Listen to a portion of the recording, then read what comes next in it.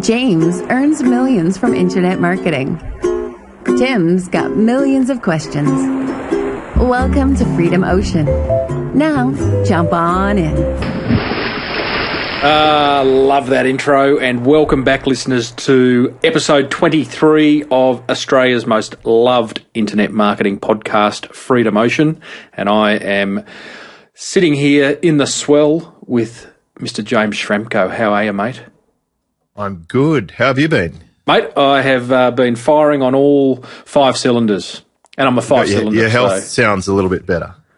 I am. The painkillers are going beautifully, and it's taken a bit of a different shape, James. I might be going in for an operation in 2 or 3 weeks' time, and just going through that bit of decision-making process at the moment. So, not something one takes lightly.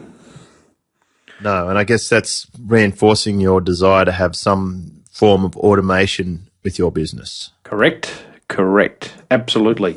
And speaking of that, we're going to get stuck into this because this is very unusual that you're going to be heading out of the Batcave.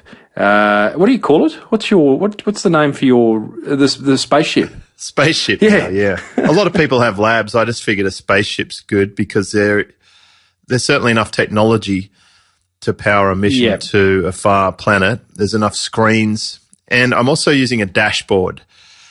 And this is probably the greatest innovation in my business lately, is having a very good dashboard so that I'm not dependent on actually having to go anywhere to find things, and I don't need to receive emails to know how my business is doing. I'm looking at it right now, and I can see all sorts of interesting things on my dashboard. So what form does your dashboard take?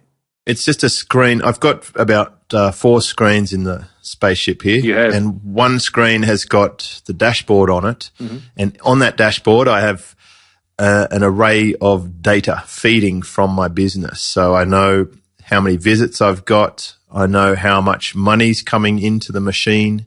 I know who owes me money. I know how many support tickets are open. And I know how many emails have been unread.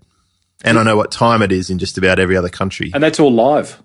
It's live on my dashboard. That is a machine. Is that something you've had created, or is that a bit of software that is available freely? What's the go? That is an interesting question, Timbo, because I just got off the Skype to my programmer who's building my dashboard. Mm-hmm. And my dashboard will have, it'll basically be a little bit better version of what I'm using now. I have a custom dashboard that my designer created, and I'm using a publicly available dashboard called Gecko Board to pull in the feeds that I need. Mm-hmm. But what I'm doing is having my own version created, which is probably a little bit simpler for most people. They won't need all the things that I need, and they'll probably need some of the things that I can't make Gecko Board do. Once you've got the functionality of the dashboard in place, James, can I suggest, and although you're not one for great design, maybe get it done up in sort of like, what are we talking, an SLK, Mercedes SLK type look and feel, or maybe Ferrari? I'm really disappointed that you said I'm not known for that. I didn't say you weren't known for it. This is the brief to my programmer. Yeah. Is number one, it must be available on the internet, like it must be web based, not desk based, and not browser based. Cloud. And number 2 is it has to look good. And I've selected a programmer who makes really good looking programs. Good. So I want you to eat your words. Well, the proof will be in the pudding. Maybe you can give us a screenshot in an upcoming show once the design is done, and we might put a vote out to the audience. Maybe get 2 concepts done, mate. Split test it. Well, I've done that before. I had my users design my blog for me, and I've had my users design the logo for Inbox Relief, which is a product that will be heavily dependent upon the dashboard concept, because Inbox Relief teaches people how to free themselves from the emails. Yeah, and I know we've harped on about this many episodes ago. Yep. This is what's stopping people be successful. They're not able to have productivity time and to do things. They're being enslaved to emails. Well, let's talk about that, because we are time limited for this show, which our listeners will probably love to hear, because sometimes we can go for Well, maybe not for too long, but anyway, you've got to be somewhere, and that's going to keep us to a time limit. There's a couple of things I want to talk about in this show. One is this whole concept of saying no, and you're making some pretty massive changes in your business. So, and it's all around, you applying that principle. So I want to talk about that first, and then we do have a listener question around outsourcing, which reminds me that we haven't spoken about your trip of recent months to Manila and to spending time with the ninjas. So, James, one of the questions, we get a lot of these types of questions, and as you know, as one of your patients, that you often say to me, but like this whole concept of saying no. We've got a really nice note here from Dave Newgas, and Dave says, "Oh, it's like Christmas in August getting this," and he was referring to a podcast email that we send out when a fresh episode goes up. He says, "Thanks for your efforts, guys. I need to get past the paralysis by analysis and get my butt into gear. Never have been so motivated to make things happen. Many thanks, Dave." And then subsequently, I know I sent you last night a little email, a little slideshow from someone that had put together the 10 learnings from Steve Jobs, with Steve having moved on from Apple last week. Someone had put what I thought was just fantastic presentation together. And one of Steve Jobs's quotes is, "It's only by saying no that you can concentrate on the things that are really important." And I know that resonates with you a lot, and it's something that you share with me a lot. So, mate, what have you been saying no to, and what's that mean for your business? Well, I'm going to introduce a new concept here called the Triple D. You ready for it? I am. I'm just trying to think what that could be beyond a bra size. Well, this is what I've been doing in my business lately. The first step is data. I've been assembling data, and that involves a little bit of analysis.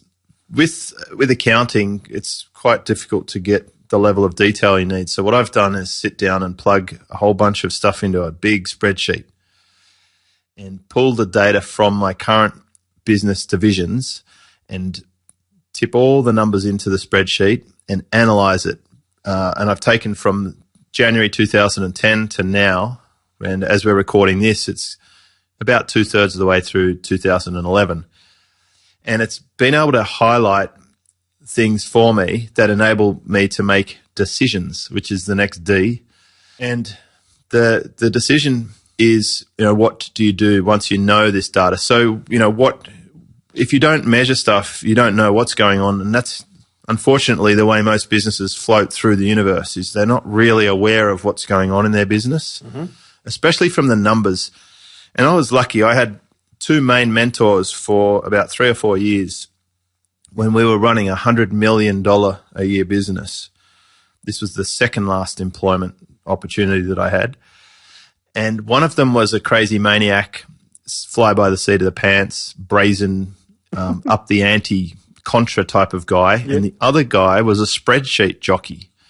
And he would analyze and microanalyze and pull everything apart. And to work for these two, I had to be good with both sides of the fence, and I had to know my numbers and stats, because I would be always questioned, this percentage or that percentage. So the maniac said, you can't run a business with a spreadsheet. And the spreadsheet junkie said, well, you can crash and burn if you don't know your metrics. So I've done a big data analysis. I've been putting myself in a position where I can make decisions. And then the next D is delete. Data, decisions, delete. All right, mate. Well, love your work. Lovely to wrap up episode 23 of freedomocean.com. Go and visit us, listeners, and it would be worth your while to leave us your first name and email address, because then you'll be the first to know when a show comes out, and you will get a transcript of it.